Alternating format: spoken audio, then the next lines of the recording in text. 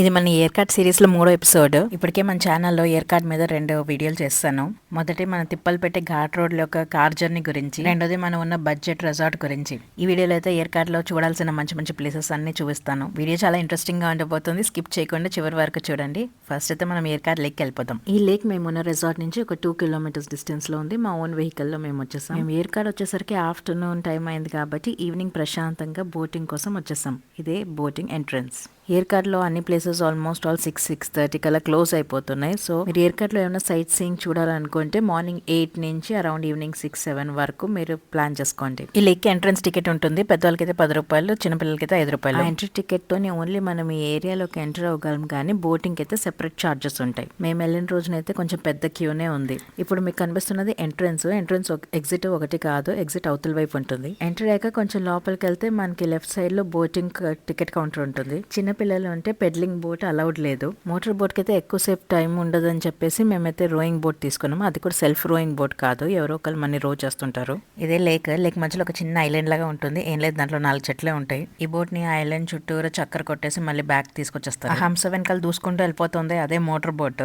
ఇంకా బోట్ అయితే స్టార్ట్ అయిపోయింది. జనాలు కూడా అక్కడ రెడీగా ఉన్నారు రెండో బోట్ కూడా బయలుదేరడానికి. ఈ లేక్ లో ఉన్న నీళ్ళంతా ఎప్పటి నుంచో ఉన్న స్టాగ్నెంట్ వాటర్ అంట. ఒకవేళ కనుక పడితే గిడితే లైఫ్ జాకెట్ వల్ల మన ప్రాణాలకి ఏం ప్రమాదం ఉండదు, కానీ ఆ నీళ్ళ మళ్ళీ మనకి ఏమైపోతుందో చెప్పలేం. ఈ ప్లేస్ కి ఎంత తొందరగా వస్తే అంత మంచిది, లేదంటే క్యూ కట్టే జనాలు ఎక్కువైపోతారు. బ్రిడ్జ్ కింద నుంచి దూసుకుంటూ వెళ్ళిపోతున్నాం. పక్క వాళ్ళ బోట్ దగ్గరికి వచ్చేస్తుంది, ఎక్కడ గుద్దుకుంటుందో అని భయపడ్డాను, కానీ మా బోట్ ని నడిపే అన్న చాలా జాగ్రత్తగా తీసుకెళ్లిపోతున్నాడు. పడవని నడిపే కర్రతోనే కుస్తీలు పడుతున్నాడు అన్న. మేమున్న బరువుకి కండలు వచ్చేయడం ఖాయం. ఆ మెకనైజ్ బోట్ ఏంటో స్పీడ్ గా వచ్చి యూటర్న్ తీసుకుని కాసేపు దాంట్లో ఉన్న జనాలు థ్రిల్ ఫీల్ అవ్వాలని అటు ఇటు తెగ ఊగిపోతుంది. నేను కనుక ఆ బోట్ లో ఉంటుంటే గుండె జరి గల్లంత అయ్యేది.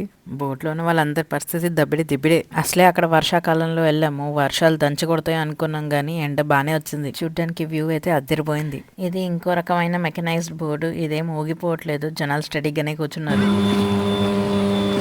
ఈగల గుయ్యి అని సౌండ్ చూసుకుంటూ వస్తుంది. ఆ బోట్ లో కనుక కూర్చుని ఉంటే వీడియో రావడం సరే, ఫోన్ కూడా ఉంటుందో లేదో నా చేతిలో నాకు తెలియదు. ఈ ఎర్రహంసం బోట్ మీదకి వచ్చేసి గుద్దేస్తుంది అనుకున్నాం, కానీ జస్ట్ మిస్. అంతలోపు ఇంకో బోట్ వచ్చేస్తుంది దగ్గరికి.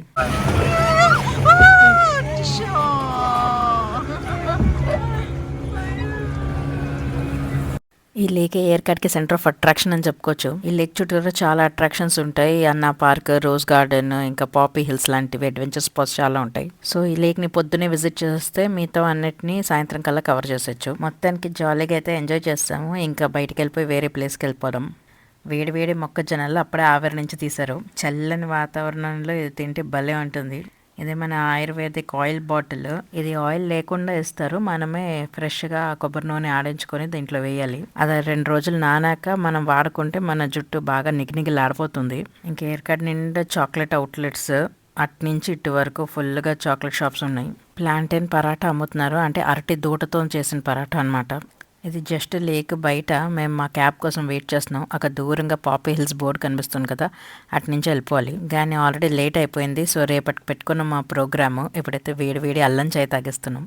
తిరిగి రూమ్కి వెళ్ళే దారిలో ఈ గాంధీ పార్క్ కనిపించింది. గాంధీ తాత స్టాచ్యూ తప్ప ఇంకా వేరే ఏం లేదు ఈ పార్క్లో. నెక్స్ట్ డే మార్నింగ్ కోడి కోసం ముందే వాటర్ ఫాల్స్కి అయితే వచ్చేసాము. కానీ తిన్నగా మన వెహికల్లో ఈ వాటర్ ఫాల్స్ దగ్గరికి అయితే వెళ్ళలేము. ఒక చోట కార్ పార్కింగ్ ఉంటుంది, అక్కడ వెహికల్ని వదిలేసి నెక్స్ట్ నడుచుకుంటూ రావాలి. 2 మార్గాలు ఉంటాయి. ఒకటి బై వాక్ 300 స్టెప్స్ అయినా దిగాలి, లేదంటే ఇంకోటి జీప్ రైడ్ కూడా ఆప్ట్ చేసుకోవచ్చు. మేమైతే మెట్లు దిగి వచ్చేసాము. వాటర్ ఫాల్స్ లో నీళ్ళు ఉంటాయా లేదా అని సందేహంతో వచ్చాం, కానీ బాగానే పడుతున్నాయి. మెల్లిగా నడుచుకుంటూ వెళ్ళిపోతాం అక్కడికి. ఎవరో స్పీకర్ తీసుకొచ్చి పెట్టేశారు. వాటర్ ఫాల్ దగ్గర డ్యాన్స్ ప్రోగ్రామ్ వేయాలని డిసైడ్ అయ్యాను అనుకుంటా. వాటర్ ఫాల్ ఏకంగా స్నానాలు చేస్తున్నారు. నాకు కూడా వెళ్ళాలనిపించింది, కానీ చిన్నపిల్లలతో కుదరదు అది. అందుకే నేను ఊరికే కూర్చొని ఫోజ్ ఇచ్చేసా.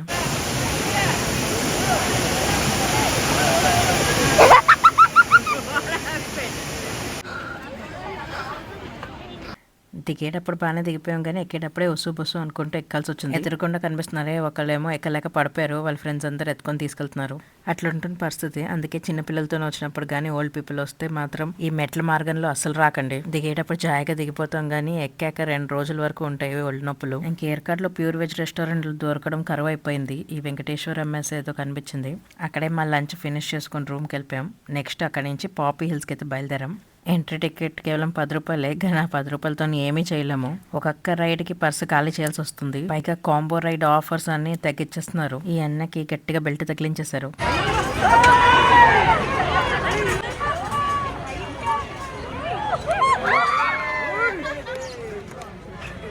ఇదే బంజీ జంపింగ్. బ్లాస్ట్ చేశాక పైకి కిందకి కాసేపు మెలకలు తిరిగాక ఉయ్యాలు ఊగినట్టు ఊగిపోయి ఇంకా దిగిపోవాలి. పిల్లలు ఆడుకోవాలన్నా ఇక్కడ ప్యాకేజ్లే. రకరకాల అడ్వెంచర్ స్పోర్ట్స్ అన్నీ ఉన్నాయి, కానీ మాకెందుకో అంతంత ఖర్చు పెట్టాలని అనిపించలే.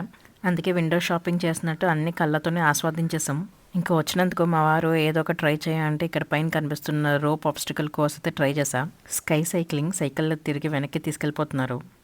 ఇంకా రోప్ కోర్స్ కోసం ఫస్ట్ ఇక్కడ మన డీటెయిల్స్ అంతా ఎంటర్ చేసేయాలి. తలకి ఎర్రని హెల్మెట్ తగిలించేసి ఈ ఆబ్స్టికల్ కోర్స్కి నన్ను ముస్తాబ్ చేస్తున్నారు. చివరిగా మన జాగ్రత్తలో మనం ఉండాలని మన సంతకం చేయమంటున్నారు. మన వాళ్ళకి టాటా చెప్పేసి పైకి వెళ్ళిపోతున్నాను.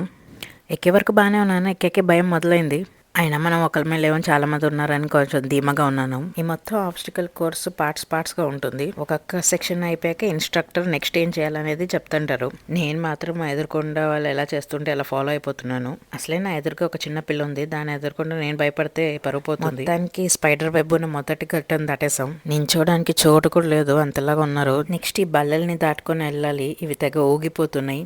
వీటిని దాటడం అంటే పెద్ద సాహసం అనే చెప్పాలి. ఎలాగోలాగా చివరి వరకు వచ్చేసాను, కానీ ఇంకా గమ్యాన్ని చేరుకోలేకపోయాను. అందుకే ఇన్స్ట్రక్టర్ నా రోప్ని పట్టుకొని లాగేశారు.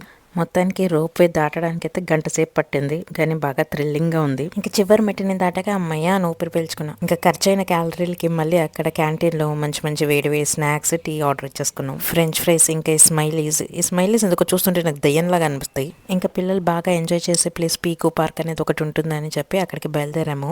ఏర్కాట్లో బోలని సైట్ సీయింగ్ ప్లేసెస్ ఉన్నాయి. ఇంకేదో కాఫీ ప్లాంటేషన్స్ కూడా ఉన్నాయి. ఇలాంటి ప్లేసులకు వచ్చినప్పుడు పిల్లల గురించి ఫస్ట్ ఆలోచిస్తాం. ఈ పాపీ హిల్స్ లాంటి ఇంకో అడ్వెంచర్ పార్క్ ఉంది, అదే స్కై పార్క్. కానీ దాని ఎంట్రీ టికెట్ ఒక్కొక్కరికి 1000 రూపాయలు. ఇంకా అది కూడా చూద్దామంటే మా ఆయన నన్ను కసురుకుంటారు. ఏర్కాట్లో నాకు నచ్చిన one of the best attractions అంటే ఈ పీకు పార్కే. ఇక్కడైతే bird watching, animal and bird feeding, dog petting లాంటివి ఎన్నెన్నో మంచి సూపర్ యాక్టివిటీస్ అన్ని ఉన్నాయి. కానీ అది నెక్స్ట్ వీడియోలో చూపించబోతున్నా. Until then stay tuned and don't forget to like, share and subscribe. అలాగే వీడియోని షేర్ చేసి వీళ్ళైతే హైప్ ఇచ్చి ఛానల్ సపోర్ట్ చేయండి.